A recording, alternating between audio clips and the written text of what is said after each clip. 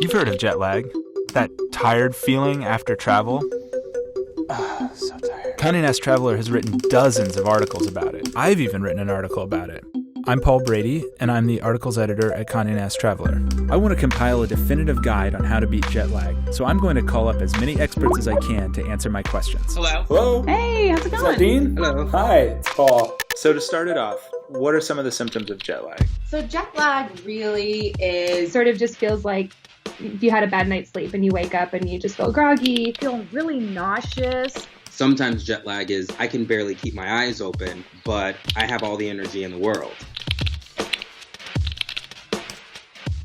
Wish I could sleep. Me too. But why is that? Like, why are you so exhausted? There are kind of two parts of jet lag. One part of jet lag is the resynchronization of your internal clock to your new behavioral schedule. Basically, there's a 24-hour clock in the brain that is influencing all of our behaviors. These are clocks that are found in every living organism on the planet Earth that's ever been studied. A few people have mentioned circadian rhythms. Is that the same thing as an internal clock? A circadian rhythm is anything in your body that repeats itself about once a day. And we call it a circadian clock because it's circa, which means about, and dian, about a day. Right, okay. How is all that related to jet lag? If you're traveling 6 time zones, well, you're going to be going to sleep 6 hours later, and you're going to be awake 6 hours later. All these things have shifted 6 hours. The timing of your meals, when you have to be active. We call this circadian misalignment. Interesting. So pretend I'm like 5 years old. How would you explain this to me? It's like you're on a swing and you see your friend next to you and you're like, I'm going to sync up with her. So you start moving your legs and you go through this period of adjustment before you sync up. Your body does something similar. Okay, so how long does it take your body to adjust to a new time zone? Usually takes you like a day per hour you're shifting to adjust. Wow, okay, so if you're traveling New York to Tokyo, that's 13 hours. It would take you 13 days to fully adjust? I mean, what if you're somebody like, I don't know, like a professional athlete, and you don't have that kind of time? Well, you'd have to ask an athlete to see how they feel. Okay, fair. Would you ever arrive, say, like a week ahead of a big match? It's not possible, especially when you go all the way to the final. I had it a few times that, having to fly all night following and then playing the next day, imagine a completely different part of the world. Were there times when you felt like you were being affected by jet lag on the court? When you have to play a night session around 7 p.m. and it is like 4 a.m. in the morning for you, you're playing basically against the jet lag. So how do you get over jet lag quickly? First thing for me was always straight off the plane. Doesn't matter how tired I was, to go for a run or a bike ride. If I go for a run, that helps out a lot. Get out in the sunlight, walk around. Why does going outside help with jet lag? You have clocks in your liver, you have clocks in your spleen, you have clocks in your brain. In order for them to work in concert with each other, this central clock remains synchronized to the outside world through regular exposure to light. Evolutionarily, you're looking at sunlight. Okay, I think I'm getting it. The body's biological clock is out of sync with the sun and needs to adjust to a new light schedule. Let's back up. Can I do anything before the trip to prevent jet lag? My graduate advisor used to shift his clock before he would go places. So he would do pretty lengthy manipulations to change his schedule so that it would be similar to where he was going. So when he got on the flight and got to wherever it was, he could just hit the ground running and maximize his time there. So your advice would be you have to adjust your schedule ahead of time. How does that work? Light in the evening causes what we call a phase delay. It basically makes things happen later. So for example, if I'm traveling from California to New York, I want my system to move earlier. So I want it to advance. Then you need light in the morning. If I want it to delay, I want light in the evening. And so the timing light very much matters. Okay, that seems hard. Is there anything I can do on the plane?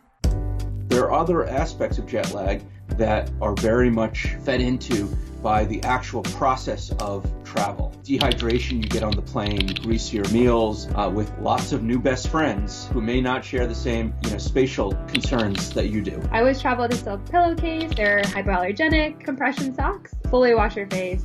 Give yourself a little mini facial. Treat it like a trip to the spa, and you'll feel better. How much water do you need to drink? I probably go through 1.5 gallons of water a day. Yeah, the recommendation is about 8 ounces per hour. Should you drink alcohol? Try to stay away from the minibar on the plane. Why Why is that? Alcohol is very dehydrating. It causes what we call a diuresis. You lose fluid. You'll feel the altitude more. You might fall asleep for a long time, and you want to get up and move around a bit. Girl ain't gonna sleep without a glass of wine. So, What should you eat? I usually recommend the low sodium meal on airplanes, and that's because it's not going to make you feel bloated as much. if it comes out looking like a TV dinner, skip it. But sometimes they do have like a salad, and it is nice to have fresh fruit and vegetables. I guess what I would recommend is try to eat on a normal schedule as much as possible, and then slowly try to transition to the new schedule that you're going to. Should you nap when you land? Don't nap, because I think we're all guilty of a 30-minute nap turning into a 4-hour snooze fest. Sleeping for 30 minutes, forget about it. If I go down for 30 minutes, I'm down for 9 hours. Do not take a nap or you're dead. Is there any technology that can help fight jet lag? One thing that we can do to get over jet lag faster is get light at the right times. Part of my research when I was a grad student, I made an app. It's free, and it relays these schedules of light and dark. So this app will tell you when to seek and avoid light to trick your brain into getting into the new time zone faster. Yes! Light is so important.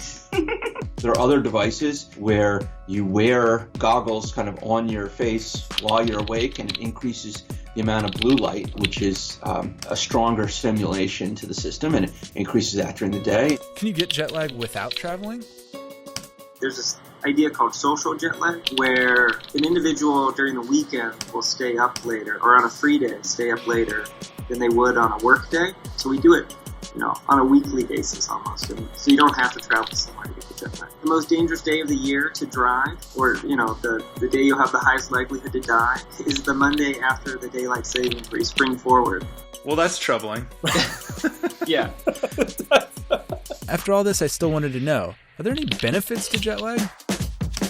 Just as like a day-to-day life thing, I'm super religious about my light exposure, like even if I'm not traveling. And it's come about from me doing this science. I've gotten to the point now where if I get light at night, especially blue enriched light that's like really cold, I'm like, oh, get that away from me at night. What have you learned from jet lag? You could almost just say, I know it's going to happen, so I'm just going to try and make the flight as comfortable as possible. And that's the biggest takeaway. Embrace the jet lag. It allows you to see a city in a new light. If you're not normally a night person, you can take the nightlife in. If you're not normally a morning person, maybe you'll see the sunrise in a beautiful place. The most important thing to remember is that this is your body's natural response to a very unnatural thing, like flying halfway around the world in 14 hours.